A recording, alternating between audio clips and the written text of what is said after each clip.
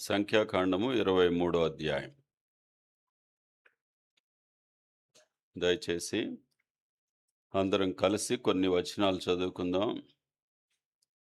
8, 9, 10, 19, 20, 21, 24లో కూడా ఒక 6 వచనాలు చదువుకుందాం. ట్రబుల్ ఎక్కువైంది. అందరం కలిసి చదువు. ఏమని శపింపగలను? దేవుడు శపింపలేదే. ఏమని భయపెట్టగలను? దేవుడు భయపెట్టలేదే. మెట్టల శిఖరము నుండి అతని చూచుచున్నాను, కొండల మీద నుండి అతని కనుగొనుచున్నాను. ఇదిగో ఆ జనము ఒంటిగా నివసించును, జనములలో లెక్కింపబడరు. యాకోబు రేణువులను ఎవరు లెక్కించెదరు? ఇశ్రాయేలు 4వ పాలును ఎవరు లెక్క పెట్టగలరు? నీతిమంతుల మరణం వంటి మరణము నాకు లభించునుగాక. నా అంత్యదశ వారి అంతము వంటిది అగునుగాక అనెను. 19, 20, 21. దేవుడు అబద్ధమాడుటకు ఆయన మానవుడు కాడు, పశ్చాత్తాపడుటకు ఆయన నరపుత్రుడు కాడు. ఆయన చెప్పి చేయకుండునా, ఆయన మాట ఇచ్చి స్థాపించకుండునా? ఇదిగో దీవించుమని నాకు సెలవాయను, ఆయన దీవించెను, నేను దాని మార్చలేను. ఆయన యాకోబులో ఏ దోషమును కనుగొనలేదు, ఇశ్రాయేలులో ఏ వంకరతనమును చూడలేదు. అతని దేవుడైన యెహోవా అతనికి తోడై ఉన్నాడు. 24 అధ్యాయము 3, 4, 5 వచనాలు. కనుక అతడు ఉపమాన రీతిగా ఇట్లనెను: బేయోరు కుమారుడైన బిలామునకు వచ్చిన దేవోక్తి, కన్నులు తెరచిన వానికి వచ్చిన దేవోక్తి, దేవవాక్కులను వినిన వాని వార్త. అతడు పరవశుడై కన్నులు తెరచిన వాడై సర్వశక్తుని దర్శనము పొందెను. యాకోబు నీ గుడారములు, ఇశ్రాయేలు నీ నివాసములు ఎంతో రమ్యములు అయినవి, వాగుల వలె అవి వ్యాపించున్నవి.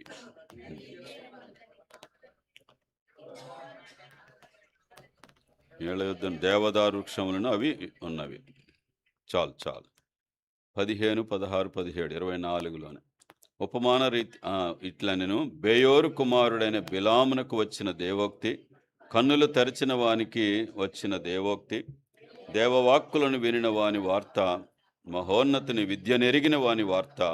అతడు పరవశుడై కన్నులు తెరిచిన వాడై సర్వశక్తుని దర్శనము పొందెను. ఆయనను చూచుచున్నాను గాని ప్రస్తుతమున ఉన్నట్టు కాదు, ఆయనను చూచుచున్నాను గాని సమీపమున ఉన్నట్టు కాదు. నక్షత్రము యాకోబులో ఉదయించును, రాజదండము ఇశ్రాయేల్లో నుండి లేచును. అది మోయాబు ప్రాంతములను కొట్టును, కలహవీరులందరినీ నాశనము చేయును. దేవుడు తన పరిశుద్ధ వాక్యమును మన వెనుకడిలో దీవించి స్థిరపరచునుగాక. ప్రేమగల మా ప్రభువా, వాక్యం మీది మేము మీ వారము. ప్రభువా, మీ ప్రేమను బట్టి, మీ కనికరాన్ని బట్టి, ప్రభువా, మీ గుణగణాలను బట్టి మేము మిమ్మల్ని స్తుతించి ఆరాధించడానికి సహాయం చేయండి. మా హృదయాలు తెరవండి, మా కన్నులు తెరవండి, మీ దర్శనం మాకు అనుగ్రహించండి, మీ గొప్పతనం మాకు బయలుపరచండి, సహాయం చేయండి. మీ వాక్యములో ఉన్న గొప్పతనం ప్రభువా, మరి సంఘములో ఉన్న గొప్పతనము, విశ్వాసుల్లో ఉన్న గొప్పతనం విలువ మా కన్నులకు అర్థం కావటానికి సహాయం చేయమని మీ కృపకు అప్పగించుకుంటూ యేసుక్రీస్తు ప్రభు నామములో స్తుతించి ప్రార్థించి వేడుకొనుచున్నాము తండ్రి.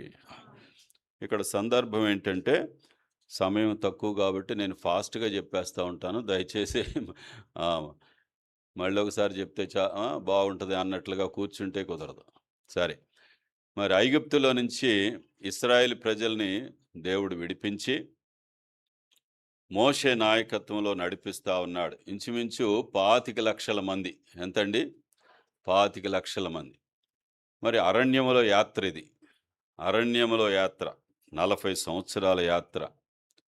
వెళతా ఉన్నారు, దేవుడు అద్భుతాలు చేస్తూ ఉన్నాడు. వీళ్ళు ఎప్పటికప్పుడు మర్చిపోతూ ఉన్నారు, ఎప్పటికప్పుడు తిరుగుబాటు చేస్తూ ఉన్నారు. అయితే మరి ఒక సమయానికి వచ్చేటప్పటికి ఇశ్రాయేలీలందరూ ఈ మార్గంలో మోయాబు ప్రాంతంలో నుంచి వెళ్ళాలని మరి ఆశపడతారు.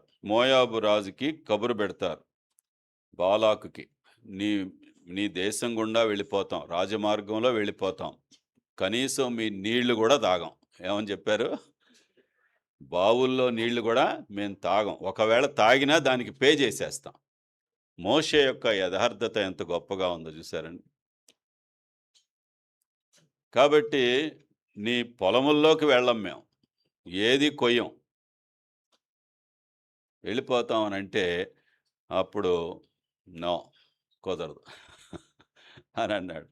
సరే అని వీళ్ళేం జేస్తారు ఇక మార్గం మళ్ళించుకొని వేరే ప్రాంతం నుంచి వెళ్ళిపోతా ఉంటారు. అయితే ఈలోపు వీళ్ళు వీళ్ళకి టెన్షనొచ్చేస్తదనమాట.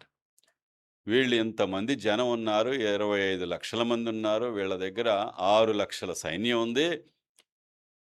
వీళ్ళు మన మీదకొచ్చి ఎద్దు బీటిని నాకేసినట్లు నాకేస్తారు మనల్ని. ఏమని ఈళ్ళకి టెన్షనొచ్చింది? భయం. ఆ!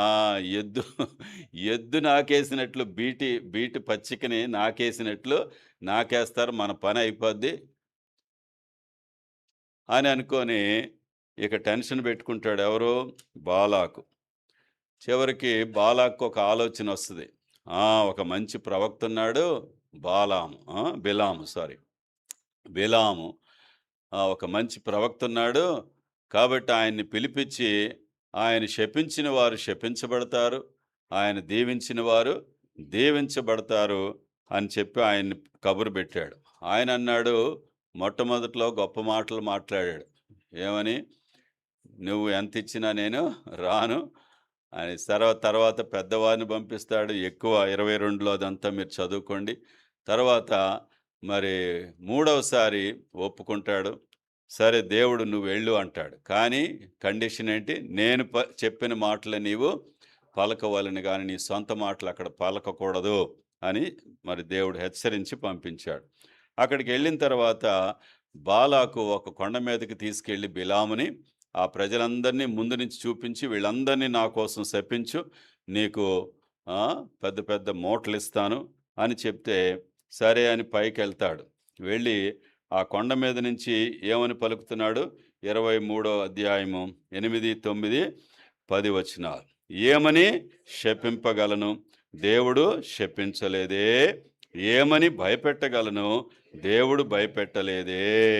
కాబట్టి ఆయన నోరు తెరిస్తే ప్రియులారా దేవుని మాటలు పలుకుతున్నాడు. అర్థమైందా? మరి దేవుడే పలికిస్తున్నాడు.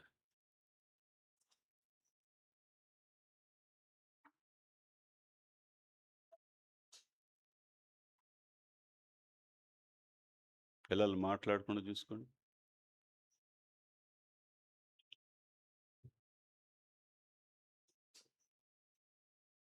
వింటున్నారా? కాబట్టి ఆ! ఏమని శపించగలను? దేవుడు శపించలేదే. ఏమని భయపెట్టగలను? దేవుడు భయపెట్టలేదే. చాలాసార్లు నిజమే. మరి మన చేతిలో మరి దేవుని వాగ్దానం. మీరు శపించిన వారు శపించబడతారు. మీరు ఆశీర్వదించిన వారు ఆశీర్వదించబడతారు అనే నిజమే మనకి ఉంది ఆశీర్వాదం. అబ్రహాముకుంది. అర్థమైందా? యేసు ప్రభువారికి కూడా ఉంది. యేసు ప్రభువారు ఎట్లా వాడుకున్నారు ఈ ఆయుధాన్ని చెప్పండి? వచ్చినోళ్ళందరిని శపించటానికా? కాదు. కాబట్టి ఆ! ఆశీర్వదించటానికే. తండ్రి వీరేమి చేయుచున్నారో వీరెరుగరు క్షమించి వీరిని శిక్షించకుమా అని ప్రార్థన చేసినట్లుగా మనం కూడా నిజమే. మరి మనం మనం ఆశీర్వదించడం అలవాటు చేసుకోవాలి. ప్రభువు నిన్ను ఆశీర్వదించునుగాక. ఏంటి? దేవుని బిడ్డలు కనపడినప్పుడు ఎవరైనా సరే లోకస్తులైనా సరే కనపడినప్పుడు వాళ్ళని చూసి సంతోషిస్తూ వారిలో ఉన్న కృపలను బట్టి, వారిలో ఉన్న తలాంతులను బట్టి మనం ప్రోత్సహిస్తూ, సంతోషిస్తూ వారిని ఆశీర్వదించేవారిగా ఉండాలి. సరే. కాబట్టి ఈ ప్రజల్ని దేవుడు ప్రత్యేకించుకున్న ప్రజల్ని, దేవుడు ఆశీర్వదించిన ప్రజల్ని చూసారా? మరి శపించాలని ప్రయత్నిస్తున్నారు కానీ వాళ్ళ వాళ్ళ నోట్లోంచి ఏమొస్తుంది? ఆశీర్వాదం. కాబట్టి దేవుని బిడ్డలకి భయం లేదు. వాళ్ళిట్లా అంటున్నారు, వీళ్ళిట్లా అంటున్నారు. ఆ! మరి నిజానికి మీరనుకోవచ్చు నాకెన్ని శాపాలు పెడుతుంటారు. అవునా కాదా? సువార్త చెబుతున్నప్పుడు. అవునా కాదా? అయన్నీ పని చేయవు దేవుని బిడ్డల మీద. వాటిలికి శక్తి లేదు. ఎన్ని తంత్రాలు, ఎన్ని మంత్రాలు, అవునా గదా! ఆ! ఎన్నెన్నో చేస్తా ఉంటారు ప్రియులారా. అవన్నీ దేవుని బిడ్డల మీద పని చేయవు. వాటి గురించి అసలు ఆలోచించవలసిన అవసరం లేదు. ఆ! మరి 9వ వచనం. మెట్టల శిఖరము నుండి అతన్ని చూచుచున్నాను. కొండల నుండి అతన్ని కనుగొనుచున్నాను. ఇదిగో ఆ జనము ఒంటిగా నివసించును. జనములలో లెక్కింపబడరు. నిజమే. ఇది ప్రత్యేకమైన జనాంగం. అప్పటికి ఇప్పటికీ గూడా ఇశ్రాయేలు పేరెత్తితేనే ప్రపంచమంతా అమ్మో! వాళ్ళు మామూలోళ్ళు గాదంటారు. అవునా గదా! సరే, దేవుడు ప్రత్యేకించుకున్న జనము. ఆ! జనములలో లెక్కింపబడరు. యాకోబు రేణువులను ఎవరు లెక్కించెదరు? దేవుడు ఆశీర్వదించాడు. నీ నీ సంతానమును ఇసుక రేణువుల వలె ఇంకా యేసుక్రీస్తు ప్రభువారి ద్వారా ఇక ఈ ఇసుక రేణువుల్ని ఎవరు లెక్కించగలరు? కొన్నిసార్లు లెక్కించి ఆళ్ళకి గుండె ఆగిపోతుంది. అమ్మో! ఇంతమందున్నారు. సంవత్సరానికి ఇంతమంది నమ్ముకుంటున్నారు. రేపేమవుద్దో, నెక్స్ట్ నెక్స్ట్ ఇయర్ ఏమవుద్దో, 30లో ఏమవుద్దో, 40లో ఏమవుద్దో, 50లోకే అసలు దేశమే ఏమైపోద్దని భయపడుతుంటారు చాలామంది. ఎంత భయపడినా మానవుడు చేసే కార్యం కాదిది. దేవుని ఆశీర్వాదం. అర్థమైందా? ఇసుక రేణువులు. ఆ! ఆ! ఇశ్రాయేలు 4వ పాలును ఎవరు లెక్క పెట్టగలరు? ఆ! ఇంతకీ ఇంతకీ శపించమంటే ఈయన నోట్లోంచి ఏమొస్తుందంటే చదవండి. నీతిమంతుల మరణము వంటి మరణము నాకు లభించునుగాక. ఆ! నా అంత్యదశ వారి అంతము వంటిదగును కాక. ఈయన శపించమంటే ఈయన నోరు తెరిస్తే ఏం మాటలొస్తున్నాయి? ఏంటి? ఆళ్ళ మరణం వంటి మరణం నాకొస్తే బాగుండు. అర్థమైందా? వాళ్ళ అంతం వంటి అంతం నాకొస్తే బాగుండని ప్రియులారా. అర్థమైందా? కాబట్టి మరి దేవుడిచ్చినటువంటి కాపుదల, దేవుడిచ్చిన భద్రత మనం జ్ఞాపకం చేసుకుందాం. ఒకవేళ ఈ లోకంలో నీకు విరోధంగా రూపించబడిన ఈ ఆయుధమును వర్ధిల్లదు.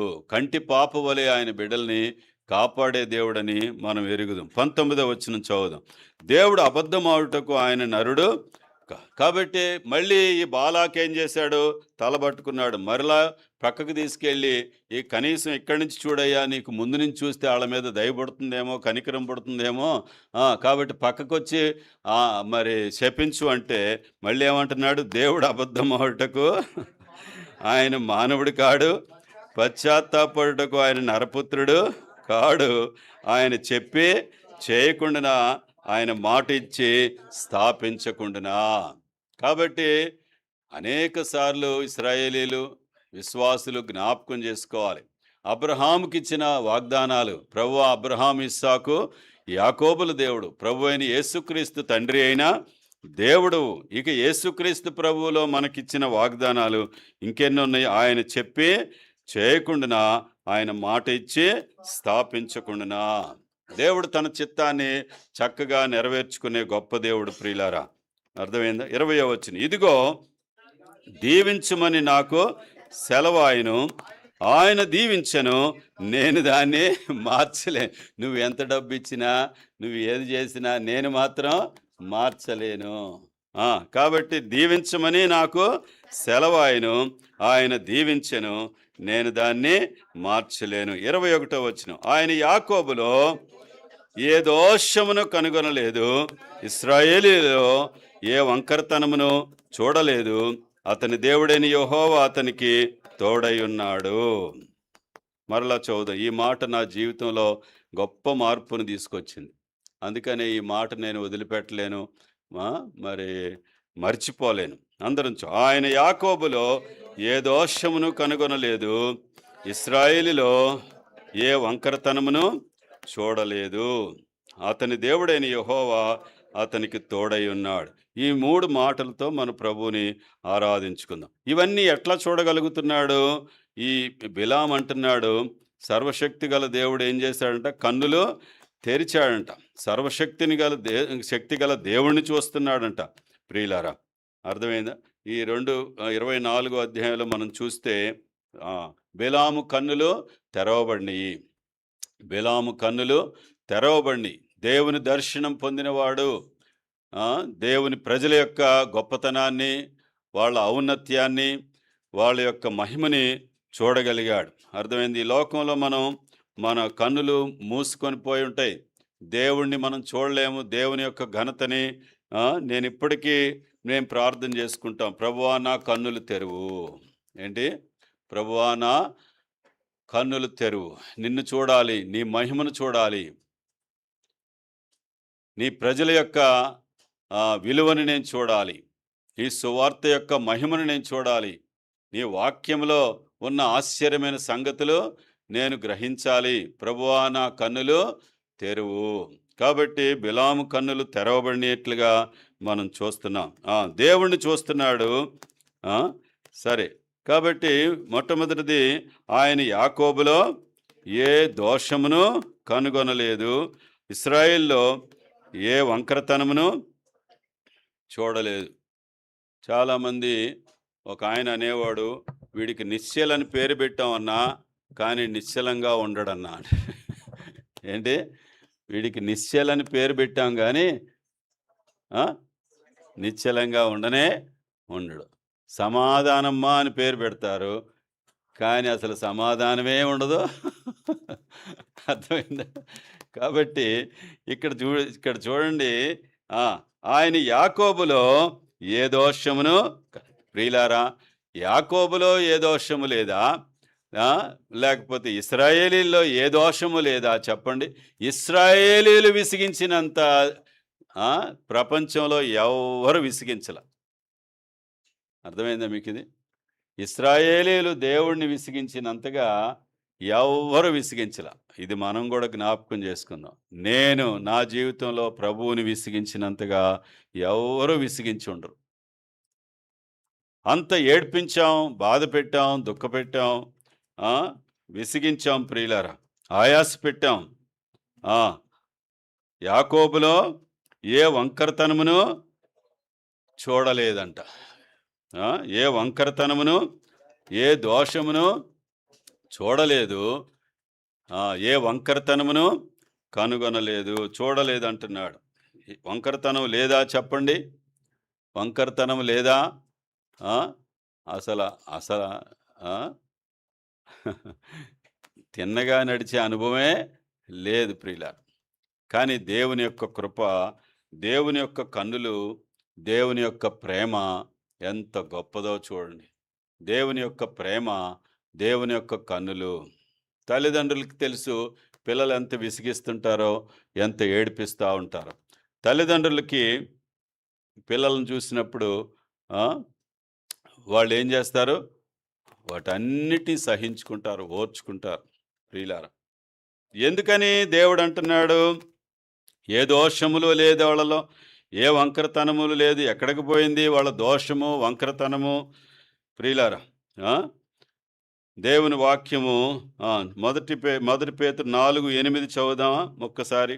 మొదటి పేతురు 4:8 త్వరగా చదవండి మరి. అద్దుగో ఆ మాట చూడండి, అందరూ చదవండి ఈ మాట. ప్రేమ అనేక పాపములను కప్పును. బాబోయ్, ఆ మాట ఎంత గొప్పదో. మళ్ళీ చదవండి. ప్రేమ అనేక పాపములను కప్పును.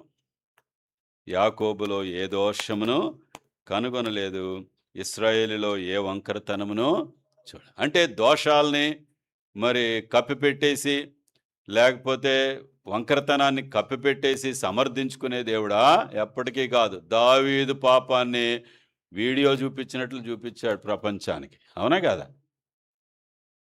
దేవుడు అన్యాయస్తుడు కాదు ప్రియులారా. ఆయన యథార్థవంతుడు. అయితే ఆయన ప్రేమ ఎంత గొప్పదో చూడండి. ప్రేమ, చెప్పండి, అనేక పాపములను కప్పును.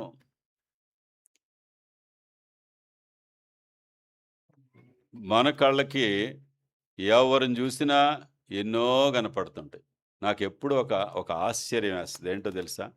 దేవుని కళ్ళకి ఎంతమంది పాపాలు కనపడతాయి? చెప్పండి నోరు తెరిసి. ఎన్ని పాపాలు కనపడతాయి? అన్ని పాపాలు కనపడతాయి. అందరి పాపాలు కనపడితే ప్రభువా ఎట్లా ఓర్చుకుంటున్నావు? అర్థమైందా మీకిది? బాబోయ్! మనకొక్కటి తెలిస్తేనే తట్టుకోలేమే. మనం ఒక్కటి చూస్తేనే తట్టుకోలేమే. అవునా గదా! బ్రేక్ అయిపోతాం. అప్పటి వరకు బాగా మాట్లాడతాం. కానీ ఏదైనా తేడా వస్తే వెంటనే భాష మారిపోద్ది. ఆ! ఆ! పనులు మారిపోతాయి. కానీ ప్రేమ చెప్పండి. ప్రేమ అనేక పాపములను కప్పును. ప్రభువా నీ ప్రేమ ఎంత గొప్పది. ఆ! నీ ప్రేమ చేత మరి నన్ను కరుణించావు, కనికరించావు, ఇశ్రాయేలును కనికరించావు, కృప చూపించావు. ఆయన దృష్టికి ఏ దోషమును కనపట్లేదంట. ఏ వంకరతనమును చూడలేదు. మనమైతే భూతద్దాల్లో చూస్తుంటాం కదా! భూతద్దాల్లో చూస్తా ఉంటాం. ఆ! మరి ఎన్నో కనపడతా ఉంటాయి మనకి. రండి. తర్వాత అదే మాట సామెతల గ్రంథంలో కూడా ఉంది. 10వ అధ్యాయము 12వ వచనం ఒకసారి చదవండి. 10వ అధ్యాయము 12వ వచనం సామెతల్లో. రండి త్వరగా. త్వరగా ప్రేమ దోషములన్నిటినీ ఇది ప్రత్యేకంగా మరి యేసుక్రీస్తు ప్రభువారి ప్రేమ ఏం చేసింది? దోషములన్నిటినీ కప్పివేసిన ప్రేమ. బాబోయ్! గుండె బద్దలైపోయేది. అందుకనే ఈ మాట నాకు ఎప్పుడో సంవత్సరాల క్రితం విన్నప్పుడు, ఆయన యాకోబులో ఏ దోషమును కనుగొనలేదు, ఇశ్రాయేలులో ఏ వంకరతనమును చూడలేదు అనే మాట నాకు విన్నప్పుడు మొట్టమొదట్లో నా హృదయం విరిగిపోయింది. ప్రభువా, ఏ మంచి లేని నా జీవితంలో, ఏ తిన్ననిదనము లేదు లేని నా జీవితంలో నీ కన్నులు ఎంత ప్రేమ ప్రభువా, నువ్వు ఏ విధంగా నన్ను సహిస్తున్నావు, ఓర్చుకుంటున్నావు. ఆయన కన్నులు నిజమే, ఆయన దోషమును చూడలేని కన్నులు, పవిత్రమైన కన్నులు. అర్థమైందా మీకు? ఆయన దోషములు చూడలేని కన్నులు ప్రియులారా. ఆయన కన్నులు మీకు తెలుసా ఒక విషయం? మరి ప్రకటన గ్రంథం 1వ అధ్యాయంలో ఆయన కన్నులు ఎట్లా ఉన్నాయో వర్ణించబడింది. చదవండి ఒకసారి. ఇందాక చెప్పానుగా ఎంతమంది పాపాలు కనపడతాయి, ఎన్ని పాపాలు కనపడతాయి. ఎందుకైనా చూడండి, అక్కడ ఎందుకైనా చూడండి. ఆగండి. ఎన్నో వచనం చదువుతున్నారు? 14 గంట అందరు చదవండి. ఒకప్పుడు ఈ మాటలు నేను ధ్యానిస్తున్నప్పుడు ప్రకటన గ్రంథం గురించి అసలు ఆయన నేత్రములు చదవండి అందరూ. ఆయన నేత్రములు అగ్ని జ్వాలల వలె ఉండెను. ఆయన నేత్రములు అందరు చదవండి. అగ్ని జ్వాలల వలె ఉండెను అంటే ఏంటి? ఇన్ఫ్రారెడ్ రేస్ కాదు, అల్ట్రావైలెట్ రేస్ కాదు, లేకపోతే గామా రేస్ కాదు, అంతకన్నా పవర్ఫుల్ రేస్. ఆయన నేత్రములు, ఆయన కనుదృష్టి ఎట్లాంటిది చెప్పండి? అగ్ని జ్వాల వలె ఉండెను. ఎక్స్రేలు తీస్తారు, లోపల ఎముకలన్నీ కనపడుతూ ఉంటాయి. అవునా కదా? లేకపోతే గామా రేసు, లేకపోతే alpha race, red race,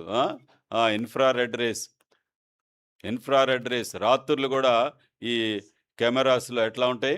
CC కెమెరాల్లో ఎట్లా పడుతూ ఉంటాం? చీకట్లో నడుస్తున్నాను కదా అనుకుంటాడు, దాంట్లో మాత్రం ఎట్లా పడుతుంది? అవునా కదా? ఎందుకని?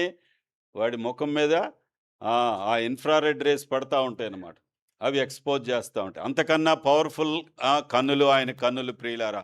అందరి దోషములు చూడగలడు, అన్ని దోషములు చూడగలడు. అంత గొప్ప దేవుడు. ఆయనకు మరుగైంది ఏదీ లేదు.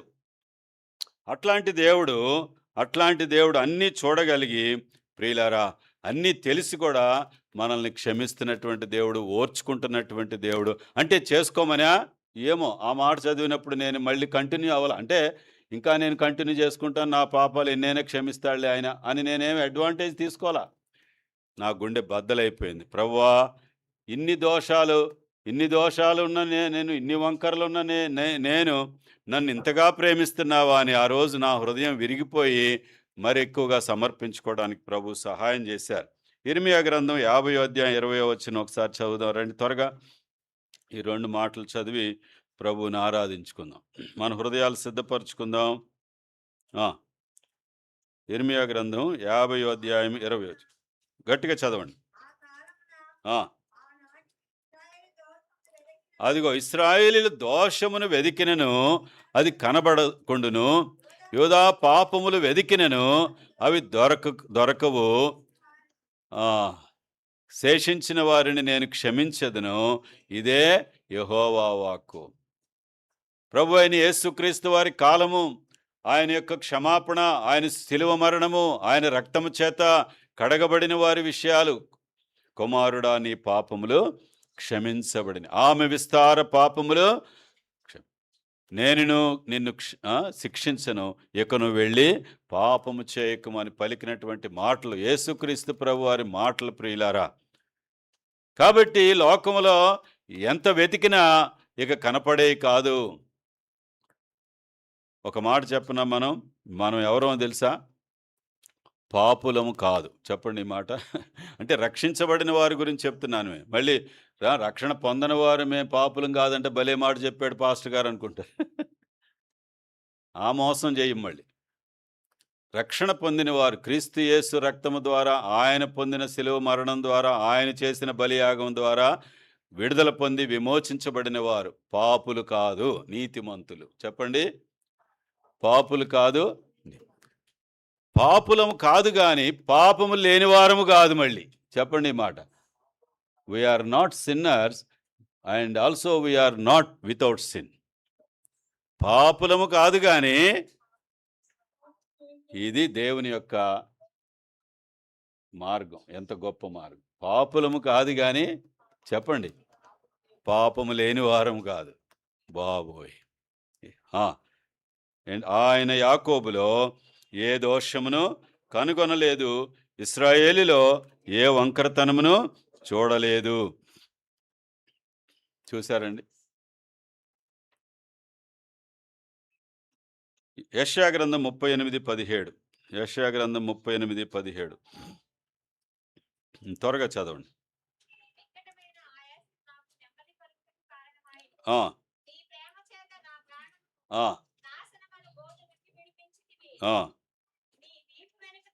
అదిగో అక్కడ, నీ వీపు వెనక తట్టు నా పాపములన్నీ పారవేసితివి. ఎక్కడ పారేశారంట? మానవ భాష మనకు అర్థం అవటానికి. దేవుడికి కనపడవా ఏంటి? దేవుడికి వెనకున్నా కనపడితే, పైనున్నా కనపడితే, ఎక్కడైనా కనపడితే. నీకు నాకు అర్థం అవ్వాలని ఏంటి, ఆయన వెనక పారవేశారండి. కనపడతాయేక చెప్. ఆయన వీపు వెనక పారవేసిన దేవుడు.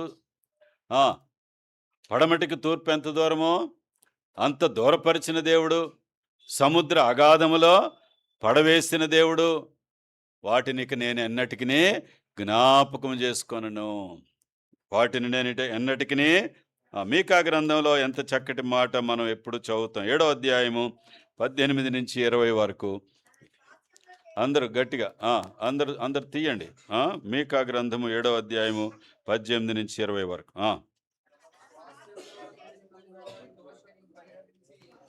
దోషమును పరిహరించి వారు చేసిన అతిక్రమములను వారిని క్షమించు దేవుడువైన నీతో సముడైన దేవుడు. అబ్బాబ్బాబ్బా, there is none like you, there is none like you, there is none like you. ఓ పాపములు క్షమించుటలో, సహించుటలో, ఓర్చుకొనుటలో, ప్రేమించుటలో నిన్ను పోలిన దేవుడే లేడు. ఆయన కనికరము చూపుట యందు సంతోషించు దేవుడు గనుక నిరంతరము కోపగించే దేవుడు కాదు. 19, ఆయన మరలా మన యందు జాలిపడును, జాలిపడే దేవుడు. దోషములు అణిచివేసే దేవుడు. వారి పాపములు సముద్రాగాధములో పడవేసే దేవుడు. 20వ వచనం. పూర్వకాలమున నీవు నా పితరులైన అబ్రహాము యాకోబులకు ప్రమాణం చేసిన సత్యమును కనికరమును నీవు అనుగ్రహించే దేవుడువు. హోషేయ 14:2లో కూడా దయచేసి చదువుదాం. సమయం తక్కువ కాబట్టి నేను చదివిస్తున్నాను అంతే, దాన్ని వివరించట్లా. మాటలు సిద్ధపరచుకొని యెహోవా యొద్దకు తిరుగుడి, మీరు ఆయనతో చెప్పవలసినదేమనగా పాపములన్నిటినీ పరిహరింపుము, ఎడ్లకు బదులుగా మా పెదవులను అర్పించుచున్నాము. దేవుడికి ఏం కావాలి? మా పెదవులు. ఏంటి పెదవులు? ఏం పెదవులు? ఒప్పుకునే పెదవులు, పశ్చాత్తాపడే పెదవులు. 3వ వచనం. మేము ఇకను గుర్రములను ఎక్కము. ఏంటి? గుర్రములను ఎక్కము అంటే ఏం అర్థమవుతుంది దాంట్లో? ఇంకా గర్వించలేం ప్రభువా, ఇంకా గర్వించలేం, ఇంకా గుర్రాలు ఎక్కలేం, ఇక హెచ్చిపోలేము.